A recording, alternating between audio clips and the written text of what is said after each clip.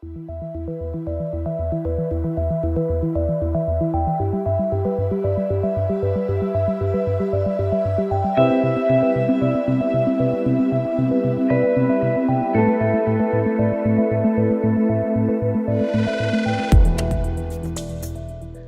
වැඩසටහන් කීපයෙන් next gen neurosurgery වලට අපි කතා කරන්නේ මේ ඊටාම අන්වීක්ෂීය තත්වයට ගිහිල්ලා තියෙන කොඳුවැට පෙළේ ශල්‍ය කර්ම ගැන.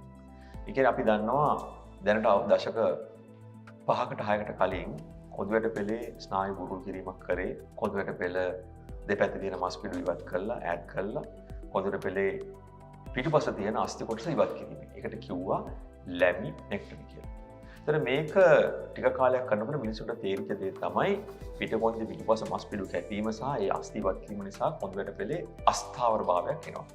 මේ අස්ථාවර භාවයත් එක්ක බරපතල ප්‍රශ්න හැමෝටම උද්ගත නොවුනට දීර්ඝ කාලිනව පවතින කොන්ද ආශ්‍රිත විවිධ වේදනාවන් අපහසුතාවයන් නිසා රෝගීන් දුකටපත් වුණා.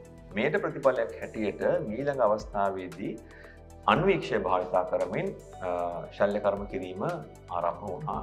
මෙහිදී අරතරන් කොඳුවැට හෝ මස් පිඩු කැපුවේ නැතුණත් යම්කිසි ප්‍රමාණයක විශාලත්වය සෙන්ටිමීටර 1ක 2ක ප්‍රමාණයේ කැපුමකින් තමයි කරේ. නමුත් මෙහිදී අර අස්ථාවර භාවය පිළිබඳ ප්‍රශ්න ගොඩක් අඩු වුණා. නමුත් ඊළඟ අවස්ථාවේදී කොඳුවැට පෙළේ ස්නායු බුරුල් කිරීම සඳහා භාවිත කරන කුඩා අන්වීක්ෂය සැත්කම් මේක ටියුබ් එකක් පාවිච්චි කරනවා. ඒ කියන්නේ පොඩි බටයක් කරා ගිහිලා කරන්නේ. එතකොට මස් පිඩු කැපීමක් සිද්ධ වෙන්නේම නැහැ. ඒ ටියුබ් එක ඇතුලෙන් ගිහිල්ලා ඒ කොඳුවැට පෙළේ චූටි සිදුරක් හදලා අවශ්‍ය ස්නායු බුරුල් කිරීම කරනවා. දැන් ඊළඟ අවස්ථාවට අපි පැමිණලා තියෙනවා. ඒක තමයි මේ එන්ඩොස්කොපික් සැත්කම් කියන එක. එන්ඩොස්කොපික් සැත්කම් කිව්වහම මේ මිලිමීටර් 4ක පමණ කුඩා සිදුරක් හරහා එන්ඩොස්කෝප් එක ඇතුළට දාලා මේ ස්නායු බුරුල් කිරීමේ සැත්කම් කරන්නට පුළුවන්. එතන මෙන්න මේ කුඩාම සිදුරකින් සැත්කම් කිරීම හරහා රෝගියාට ශල්‍ය කර්මයෙන් පසු ඇතිවෙන්නා වූ අතුරු ප්‍රතිඵල ඉතාමත් ඔහුට පහසුවෙන් සිහි නැති කරාට පස්සේ නැගී සිටින්නට පුළුවන්. එතකොට ඔහුගේ තියෙන කොන්දේ වේදනාවල් අර ශල්‍ය කර්මයේ අපහසුතා අඩුයි. ශල්‍ය කර්මයට යන කාල සීමාව අඩුයි. ඒකම පහුවදා හෝ එදාම හවස රෝගියාට ගෙදරට යන්න පුළුවන්.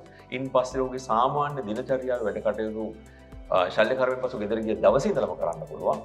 ඊට පස්සේ රැකියාවට යාමත් ඉක්මනින් සිදු කරන්න පුළුවන්. ඉතින් මේ නිසා මෙන්න මේ වගේ වාසි ගණනාවක් තියෙන අන්වීක්ෂ්‍ය සැත්කම් වලට පුළුවන් තරම් කොඳුවැට පෙළේ ශල්‍ය කර්ම කිරීමේදී පරිවර්තනය වීම සඳහා රෝගීනුත් උනන්දු වෙන්නට ඕනේ, වෛද්‍යවරුත් උනන්දු වීම වැදගත් කියන එක තමයි අපිට දෙන්නට තියෙන පණිවිඩය.